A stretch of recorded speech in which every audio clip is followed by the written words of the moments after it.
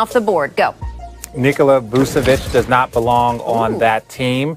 I think it needs to be Sabonis. Now, I'm not saying that Vucevic isn't great. His team is just not performing at a level, and a lot of times we use that against players. Sure. But then you go and look at Sabonis. His numbers are great. And then you go and look at his team. His team is playing well. They traded players. They traded out Victor Oladipo. They bring in Karis LeVert. Karis LeVert is not playing with the team. And all he did was step up and put them in the fourth place in the Eastern Conference. And we're not talking about one of those like, oh, we're just okay. They're literally playing quality basketball with a brand new coach, and he is doing a great job. I think he belongs. He should have got it over Vucevic. That's a good take. They're rewarding teams that have their team in position. And obviously, Sabonis has had a great season. You look at Bam, who's playing well. You look at Trae Young, who's averaging 27 points. But these guys, if I'm not mistaken, the only person who made the All-Star team out of the East that's team is not in playoff contention right now is Bradley Beal. And we all know what kind of season he's having. So, I see where Richard is at with that Vucevic and Sabonis. But overall, it's hard for me to take anyone outside of Vucevic off that roster and replace him with someone else since we're going by Rachel's rules. Again,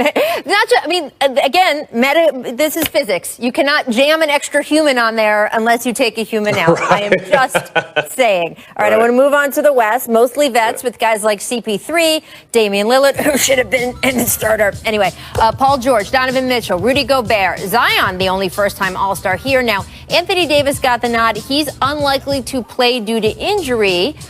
But that means, do we get Devin Booker right on there? Matt, where do you lie on this? The commissioner gets to pick who the injury substitution should be. I think 100% it should be Devin Booker.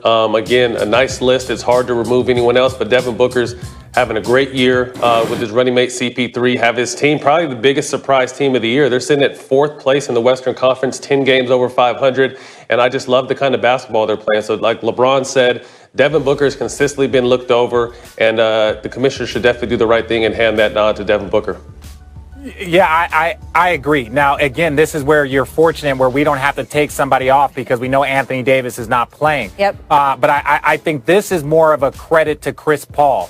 Right. The minute Chris Paul got on that team, even though Devin Booker is putting up great numbers, which he has done for multiple years in his career, cracking the All-Star game last year, I think you look at it and you're like, well, the only reason why they're truly in fourth place is because Chris Paul brought a level of calm, security, veteran leadership. So that's why he was an All-Star in OKC last year. That's why he's an All-Star this year. People are giving him the credit for the success for the Suns and not Devin Booker. But I think Devin Booker will get it with Anthony Davis sitting out the All-Star game. That's a great point, because when you say people are giving him credit, it's the coaches, right? The coaches are the ones who pick the reserves, and coaches love vets. So, yeah, I am not surprised it fell that way.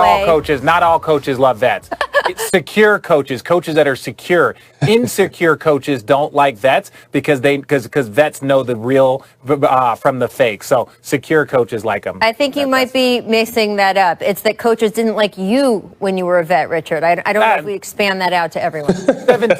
17 years, right? 17 years. I was doing something right. Absolutely. Many things right. I'm gonna keep bragging on you because we only put that little thing up in the corner. This man has been in 4 NBA finals. Hey, I had good teammates. Yeah, but I give them all the credit, just like Chris Paul deserves a lot of that credit. He gave 110%. All right, coming up, the Celtics have 2 All-Stars, but they are currently under 500 of the schedule release special continues. I'm going to welcome in a couple of NBA champs, Richard Jefferson, Matt Barnes. Starting with Richard, how much should head-to-head matchups factor into the MVP race down the stretch, my friend?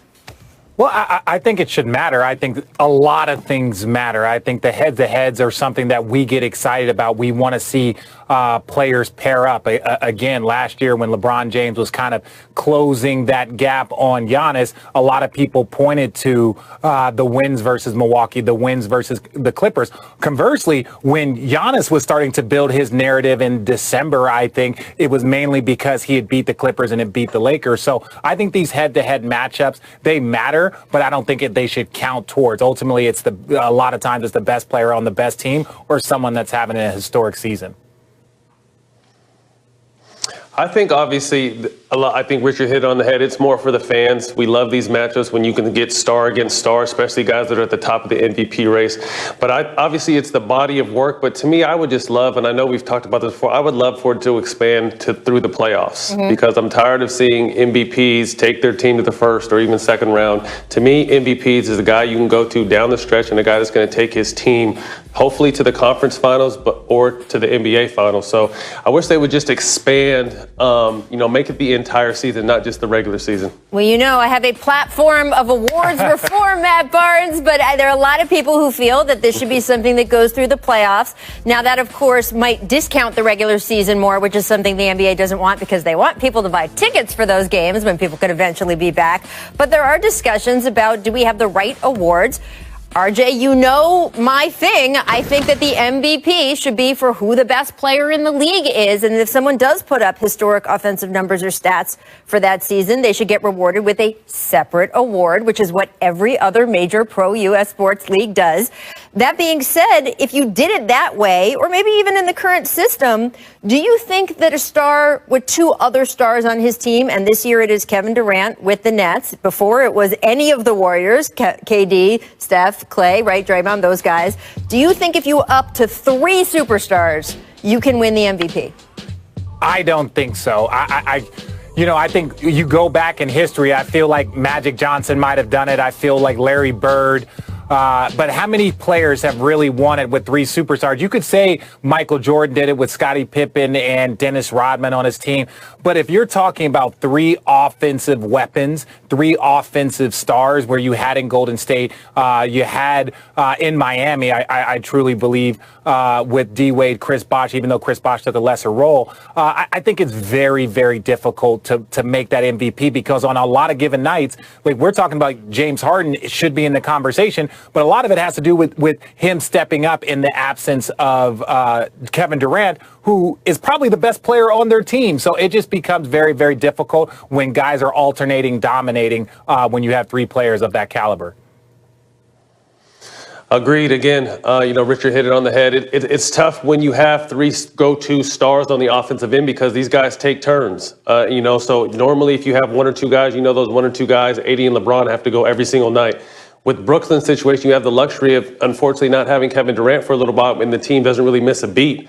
So it's tough when you have three guys, three alphas on the offensive end to, really determine whether they're MVP worthy or not. But at the same time, when you have three superstars, the goal should be championship, not MVPs. Right. And look, I know fans kind of can get upset if they feel like the stars on their team were, quote, discounted. Like a lot of the Warriors fans are like, wait, if that was the rule for our guys, it should be the rule for the Nets. There's no rule, obviously. It's what individual voters decide is important to them. And there's a real cross-section making up that voting pool. That being said, if you look at the voting results over the years, the tipping point for voters seems to be between those 2 and 3 stars. 2 stars on a team, Scottie and MJ, we can go example after example. They will vote for one of those guys. Having a second big star doesn't seem, at least historically,